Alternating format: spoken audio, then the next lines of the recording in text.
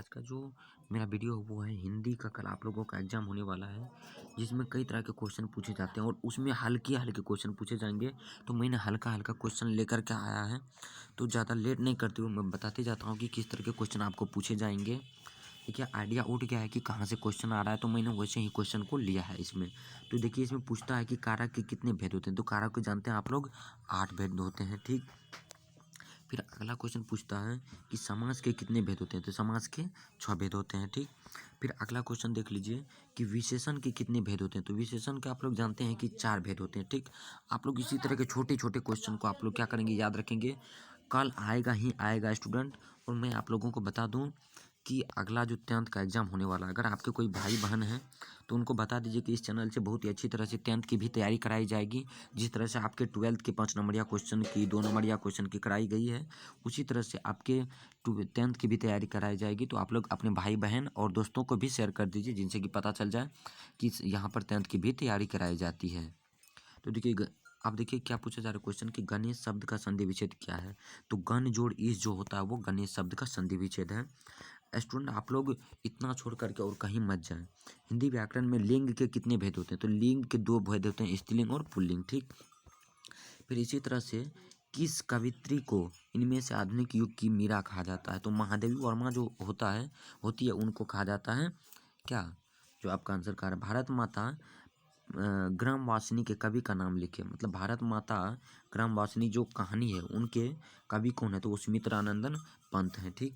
फिर इसी तरह से आपका 8 नंबर का क्वेश्चन है कि मानव शब्द का विलोम क्या होता है, तो वो होता है दानव। क्या होता है, दानव, ठीक।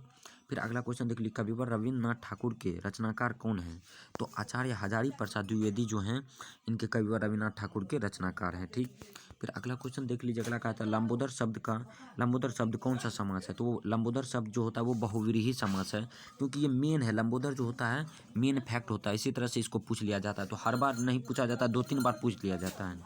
हिंदी साहित्य में किस लेखक को कलम का जादूगर कहा गया, तो वो प्रेमचंद जो है उनको कलम का जादूगर कहा गया है, ठीक स्टूडेंट। फिर अगला क्वेश्चन देखिए, ज्ञान शब्द का विलोम क्या होता है, तो ज्ञान का जो विलोम होता है वो होता है अज्ञान, ठीक। फिर अगला देख लीजिए, अगला कहा जाए जीवन का झरना शीर्षक कविता के कवि का नाम लिखे। जीवन का झरना का कविता जो है वो है हरिशंकर परसाई, ठीक।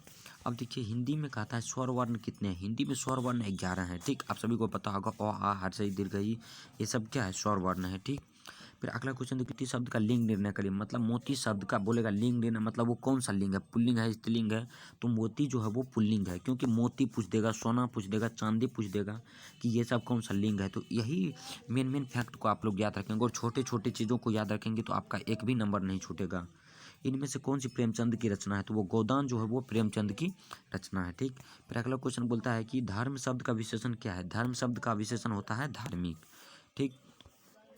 फिर अगला क्वेश्चन बोलता है स्टूडेंट, आचार्य हजारी प्रसाद द्विवेदी किस प्रकार के रचनाकार हैं, मतलब ये किस प्रकार के रचनाकार हैं, तो वो निबंधकार हैं। क्या है, आचार्य हजारी प्रसाद द्विवेदी निबंधकार हैं, ठीक।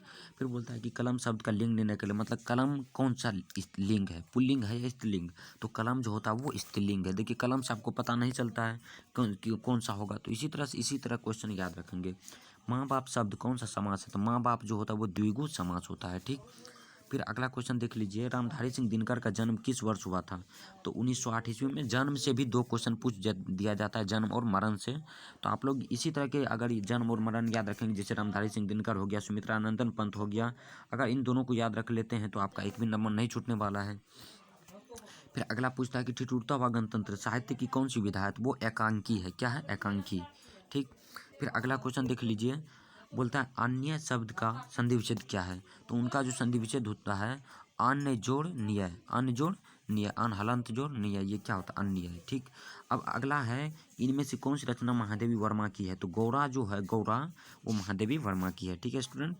फिर अगला क्वेश्चन आपका कहा जा रहा है कि श्रृंगार शब्द का विशेषण क्या होता है, तो श्रृंगार जैसे धर्म का धार्मिक होता है, धन का धनवान होता है, तो श्रृंगार का क्या हो जाएगा, श्रृंगारिक।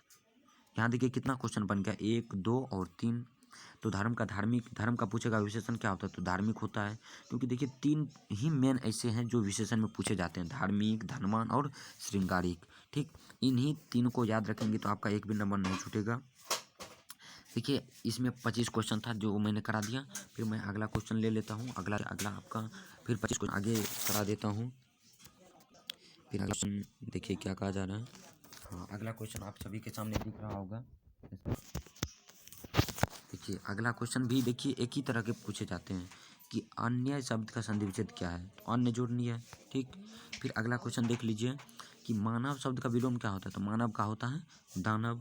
ठीक, फिर अगला क्वेश्चन देख लीजिए कि आचार्य हजारी प्रसाद द्विवेदी किस प्रकार के रचनाकार हैं, तो वो जो है आचार्य हजारी प्रसाद द्विवेदी कैसे हैं, तो वो चित्रकार हैं। ठीक, फिर अगला क्वेश्चन कारक के कितने भेद होते हैं, तो कारक को आप सभी को पता है 8 भेद होते हैं। ठीक, फिर अगला क्वेश्चन आप लोग देख लीजिए। अगला पूछे जीवन का झरना शीर्षक कविता के कवि का नाम लिखें, मतलब आरसी प्रसाद सिंह जो हैं वो जीवन का झरना शीर्षक कविता के कवि हैं। ठीक, फिर अगला क्वेश्चन देखिए रामधारी सिंह दिनकर का जन्म किस वर्ष हुआ था, तो वो 1908 ईस्वी में हुआ था। ठीक, अब देखिए अगला क्वेश्चन पूछा जाए कलम शब्द का लिंग निर्णय करें, मतलब कलम कौन सा लिंग है, तो वो स्त्रीलिंग है। ठीक, ये सब हो गया है। अब देखिए यहाँ हिंदी में स्वर वर्ण कितने हैं आप सभी को पता है, मोती शब्द का ये तो हो गया है। चलिए अगला पीडीएफ ले लेते हैं। अगला क्या कहा जा रहा है, अगला मैं ये पीडीएफ ले रहा हूँ। हाँ, ये शायद हो गया है आपका। जी हाँ दोस्तों, ये आपका हो गया है। तो मैं दूसरा 2019 का मैंने करा दिया। अब 2018 में देखता हूँ कि किस तरह के हिंदी के क्वेश्चन आते हैं। ठीक, 2 सेकंड आप लोग वेट करेंगे, 2 सेकंड मात्र स्टूडेंट। देखिए आ गया है आपका क्वेश्चन।